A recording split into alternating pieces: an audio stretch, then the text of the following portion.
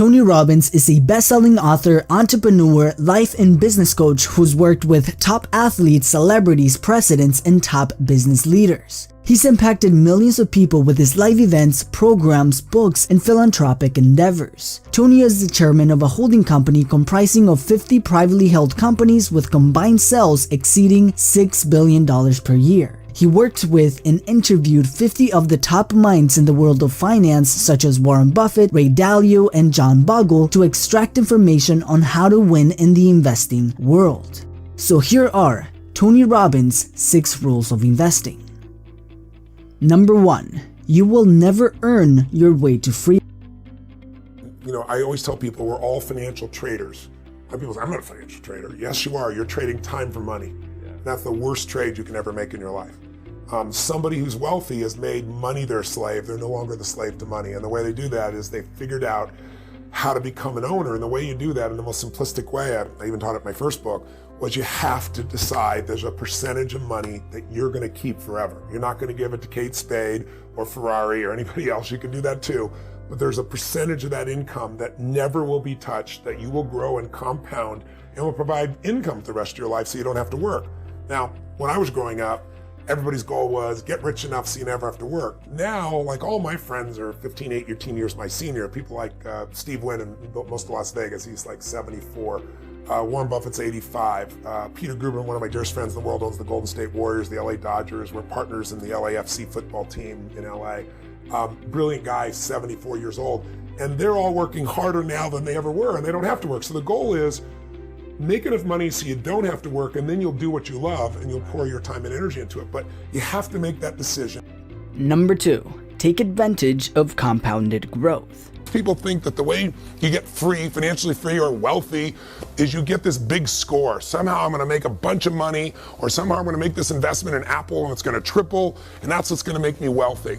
But all the research shows, in reality, people who earn huge sums of money rarely keep those huge sums of money. And very few people really get to the number that they're really after when they're trying to make that big score. And so I really want to show you a much simpler way. There are literally millions of people around the world that have become millionaires, and they've done it really slowly and easily because they've just tapped into a very simple power. And that power I know you've heard of called compound interest or compounded growth. The idea of growth upon growth, multiplying itself. Let me explain what I mean. Early in the book, I decided one of the people I wanted to go visit with was a man named Burton Malkiel. Burton Malkiel, or Bert, is an amazing professor who's at Princeton, and I wanted to go see him because he wrote a book that's become kind of an investing classic called A Random Walk Down Wall Street. And he wrote it in the 70s, and it's still popular today. And in it, he kind of shook up the investment field because he came up with this idea saying, you know what? People should be able to have a tiny bit of money and own all of the stock market and not pay these huge mutual fund fees that are usually hidden, that are eating away at your ability to grow and compound what you have into real wealth. And he was one of the earliest people to ever come up with this idea of promoting the idea of an index fund. An index fund, again, is really simple. Instead of buying Apple or PepsiCo or Coke or whoever the case may be, you can actually buy this index which mimics the entire stock market. So you get a micro piece of all these companies, all the best companies, for example, in the S&P 500 or the Standard & Poor's 500, if you're familiar with that. And so his idea has turned into a $7 trillion a year business. And another person I got to spend quite a bit of time with that you'll learn about here in the book and here with me is a gentleman who started Vanguard, and that's Jack Bogle. He took this idea and he bet his fortune on it. Both of these men understood something. And when I sat down with Burton Malkiel, the first thing I said was, look, I know you're a straight shooter. The guy definitely shoots from the hip. He doesn't care what people think. I said, tell me, what's the single biggest mistake that individuals make, that investors make in their life? And he said, Tony, beyond a shadow of a doubt, is they don't take full advantage of the power of compounding. He said, Einstein said it was one of the single greatest inventions of humanity. Understanding it can change everything in your life, and everybody says they understand it, he told me, but very few people tap it. He said, understanding something intellectually is not the same as doing it. If you're doing it, then you know it. If you understand intellectually, you know, like I've said before, that and $3 will almost buy a Starbucks buck of coffee. So what you really have to understand is how it works. And so I asked him, I said, Bert, what's the best way to teach it? And he went into this riff. And his riff was to tell me the story about William and James. He said, let me just give you a real example. Let's say two guys, William and James, and let's say William starts out at 20 years old And he starts taking a little bit of his money and just locking it down and setting it aside and investing it. Let's say he takes $300 a month, $4,000 a year. And he puts that aside and he doesn't touch it and he puts it in the stock market. And let's say over time he averages 10%. And let's say he does it in an index fund, so he's not being taxed continuously. So it grows tax-free until the time he's going to take it out. And let's say he makes that investment, stay with me now. William makes that investment from the time he's 20, puts away that $300 a month, that $4,000 a year, till the time he's 40. He never makes another investment again. That's it. And then we see what he has at age 65. And then on the other hand, he has a brother named James. And James, he doesn't get started when he's 20, he doesn't get started when he's 30, he waits till he's 40 and then he starts to say, God, I better start doing something. So he does the exact same thing his brother did. He starts putting away $300 a month, $4,000 a year roughly. He gets the same exact return, let's say of 10% in a tax protected environment. And at 65, from 40 to 65 is 25 years. So he spends 25 years putting money in the system. Think of it, $4,000 times 25 years is $100,000. His brother, William, he only did this for 20 years, 20 to 40, 20 years, times 4,000, 80,000. So the second brother, William and James put in significantly more money into the system, done it longer, but at age 65, they both got the same rate of return. Who do you think is doing better off? I know you know the answer, but the real question is, how much better off? And that's what most people have no clue of. William, who started earlier and quit earlier, has 600% more money. Not 20%, not 50%, not 600% more money. At age 65, both these men who got the same rates of return, but one started earlier and quit earlier, he has $2.5 million for William. And James, who started later and put more money into the system, but he started later, so he got less compounding, he ended up with $400,000. A $2.1 million difference. Now that could be the difference between total financial freedom for somebody or doing okay for a while and at 70 having to get a job to be somebody greeting people at Walmart. See, this understanding of compounding is how you can free yourself from this idea that somehow you've got to make this giant score, because the more you try to create that giant score, even if you get it, usually isn't kept. And how can I say that? Because I've been in this business working with people, some of the greatest entertainers, actors, musicians, sports stars, government officials who go off and make money afterwards. And I can tell you one thing, rarely do they keep it because they've never understood how to really tap into this power. Number 3, market crashes are a blessing in disguise. So what you got to know is corrections happen every year. You got to know they're a couple months. You got to know it's 14% and you won't lose because 80% of the time it doesn't go to a bear. Now, what about the bear? The bear market, it happens, to give you an idea, in the last 100 years, every 3 to 5 years. We've gone 8 without one. We're way overdue. Yeah. So in modern years, last 30 years, it's about every 5 years. The average length of a bear is 1 year. The average drop is 33%. Wow. A third of those drops go 40% or above. That, I don't care how well prepared you are, that's a scary thing. Yeah. But it is the greatest opportunity in your lifetime to go from wherever you are financially to where you want to be. I hope your audience is listening right now. Hear me. If you want to leapfrog and you're a millennial and you think there's no future, or you're, a baby boomer and you think you're too old and it's too late, the greatest gift you have is coming. I know it doesn't sound like it. This is not positive thinking bullshit. This is the truth. Wall Street, the stock market, is the only place that when things go on sale, people freak out. If I said, you like Ferraris? Sure. If I said to you, Ferraris go on sale for 50% off. Awesome. But when I tell you Apple's on sale for 50% off, you go, oh, what am I going to do here? What's wrong? The whole world's coming to an end. If you think about it, how old are you? 33. 33. So let's assume if you were 35 and you lived to 85, you got 50, 52 years ahead of you. That means you have 52 more corrections to live through. Right. That means you're probably in those 50 years going to have 10 more bear markets to live through. If you're going to have a gut checks every time, or you're going to leave out of it, Right. if you didn't participate because you thought, oh, the market's too volatile, I can't trust it, all that stuff, you missed 250% return in the last 8 years.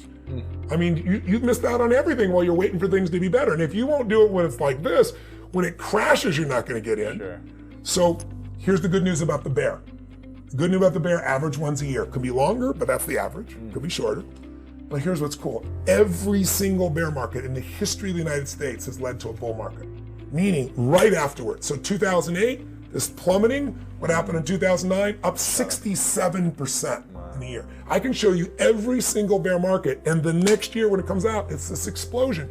Now, that's not true in every market in the world. It's true for 2 centuries in the United States. Wow. So that's why Warren Buffett says, I want to be greedy when people are afraid. And I want to be afraid when people are greedy. If you remember 2008, he was telling everybody, buy. He was having the time of his life. Buy, everything's on sale. So what you have to do to become unshakable is turn, the metaphor I use is turn the snake into the rope, meaning we all know the story. It's the middle of the night, you're walking through the yard or someplace and you see a snake and you're freaked out, you pull back, you come in the morning and it's a rope. Once you know it's a rope, you're never afraid again. Yeah. I want to take for people investing and show them how to turn that snake into the rope it really is. And I'll tell you one final stat on all this. People always say, and you started to bring it up, timing. How do I time it? Like right now, things are too expensive, I want to wait. People have been saying that for 8 years. Is there going to be a correction? Yes. But when it corrects, you want to invest again. You'll get dollar cost averaging. If you paid a little too much here, you'll paying less here. It'll bring the average price to a reasonable place. It's going to allow you to succeed. Number 4, diversify your investments. Well, I sat down with the famous Ray Dalio, right? Right. And I prepared for 18 hours for that interview because he's a genius and there's not that much on him and I wanted to absorb it all. So I got every little bit of it, sat down with him, and it turned out Ray was a fan of my work, which I was touched by 20 years ago. I guess he listened to my programs. He was very generous with his time. And we spent these 3 hours, and in the 3 hours, when I got to the end, I said to Ray, I said, listen, I really want to help the average person, so I got a question for you. I did this with everyone. I said, if you couldn't give your money to your children, any of it, and all you could do would be give them a portfolio or a set of investment strategies or instructions, and they were going to start over and build it, what would it be? And he said, Tony, I spent a decade figuring that out. All my money's already there. My kids' money is there. My money from philanthropy when I'm gone is there because I'm not going to be here and I want something that'll do well in the future. And I don't know what the future is going to be. Markets are going to always change. I need something that could work in any market. I call it my all-weather fund.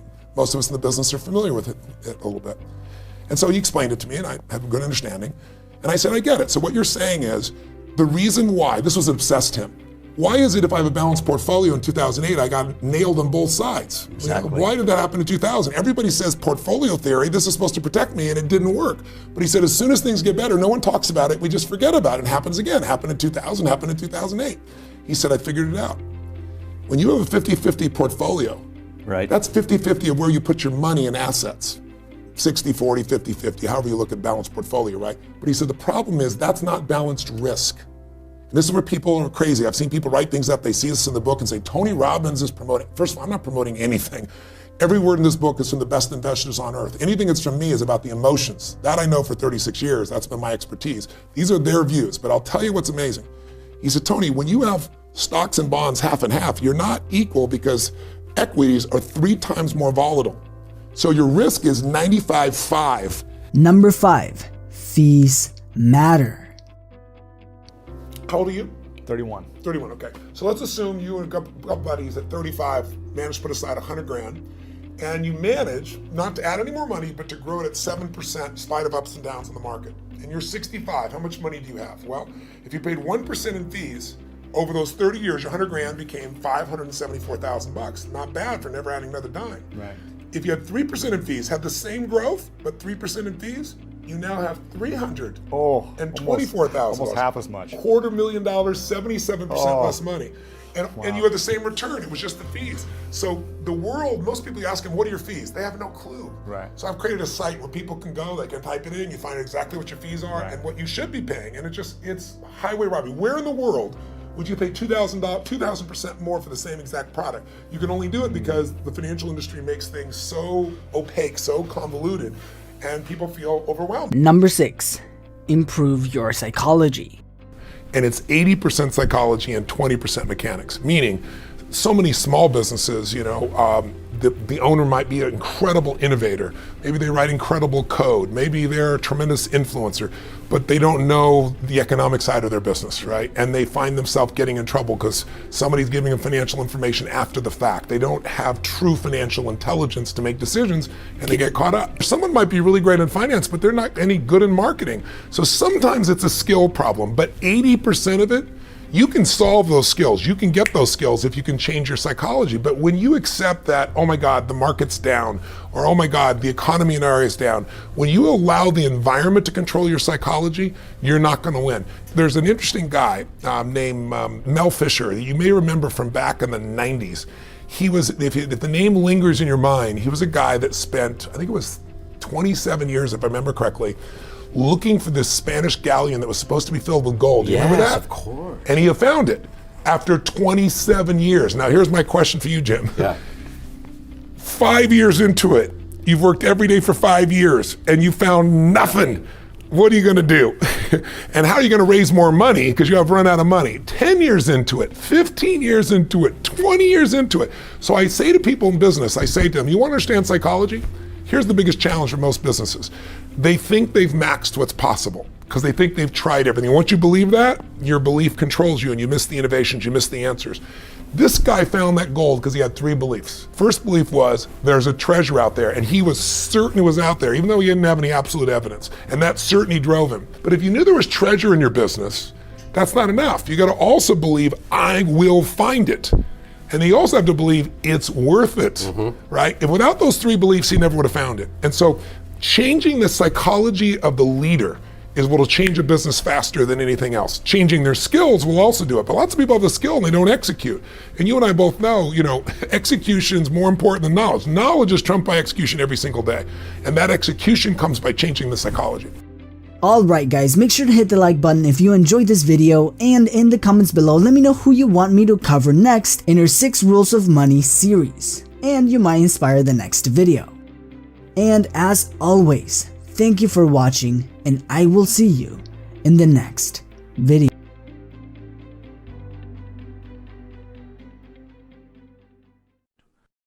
Please subscribe to my channel if you have not done it yet, and don't forget to click the notification button.